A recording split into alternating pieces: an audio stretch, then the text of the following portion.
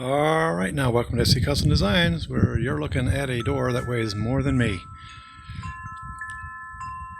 So what are we doing? There's years of neglect on this door, and let's just go through a little bit of the history. So the house is around 103, I'm told, corrected.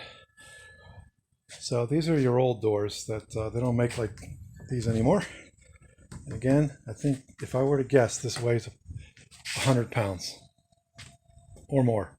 I think I'm going to weigh it. So several years ago, I had to put a new lock system and handle onto the unit. And you can see that it had a brass plate here. And the old lock system was all contained here. I had to go out and get a modern one, and it took me all day long because I'm not a locksmith, but I like challenges to get this on. And let me tell you why. The screws that are on the inside that screw this part and this part together here,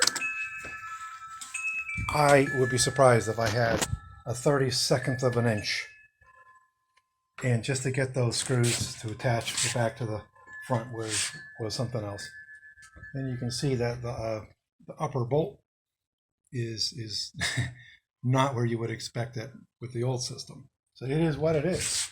Another thing that's happened is through the years is this veneer has come off. It's not solid wood, as my friend would say, upon closer inspection. So you can see it's actually a veneer. Okay, so already talked with the lovely one and asked if we could just put a brass plate on the bottom, like a kick plate. I think that's what I'm going to do there. It is in desperate need of a refinish as well. I don't know that I'm going to be able to have time to do that today. I know I'm not, because I have other challenges. Another thing we're going to do is tighten up, put some shims in this glass here, because every time you open the door, you hear the glass shake. Let's come on the inside now and see what we got. One of the original reasons, the more pressing issue I have, is that the door wouldn't shut properly because essentially, there's not much to this as far as stock is concerned. If we come around the side, you can see it's only this thick. So the screws are loose. So what I'm going to do in the midst of doing is I pulled off this piece here. Sorry, my cheap phone is really cheap. It's like a $70 smartphone. So I took that off. And what I'm going to do is remove the plaster. This is the old plaster and lath system. I'm going to remove all the plaster. I'm going to take off the lath. And I'm going to put solid wood behind each hinge. And that way, I won't have to worry about this anymore. You know, this is one of those projects that you wait until you can't wait anymore. So that's what we're doing. So this is part one of that. Okay. So I have a series of videos for porch repair. Let's consider this the last part in the crown molding episode. So follow that series on the porch repair. This was a very big challenge for me because I've never done crown molding before. And I am glad to have done this outside on the porch because I have to do this in my living room. And I will be making custom trim for that. got the router bits many years ago to make that. I don't have a shaper, so I'll have to use my router table, but we'll make do.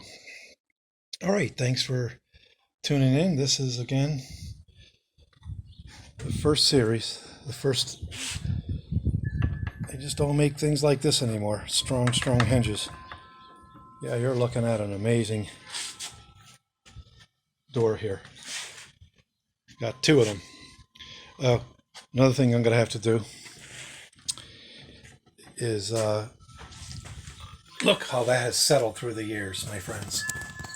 That is approximately an inch and a half. And if you look at the bottom of the door, it's not even straight across. That's interesting to me. And I think the reason for it is because the bottom of the door has been chafing on this, which is like wavy, the floor. Interesting how that works, isn't it? So yeah, in order to stop the drafts in the wintertime, we put the guard on the bottom, the weather strip, but that's a big space there, and the bottom of it tends to go like this. So I'll be taking that door off as well, which I really should have more than me taking that off, but I'm a stubborn old man. I did this many years ago.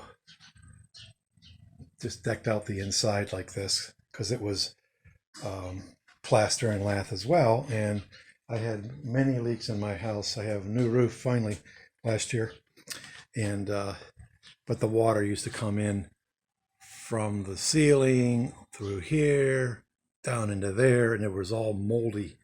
So I took that off, plaster and lath, and made this here. Still haven't finished it yet because, well, you know, I guess it's not a priority. If it was, my wife would tell me so. All right, let's try to end it here so I can get to work. There's only so many hours in our day. Thanks for tuning in. Do my usual.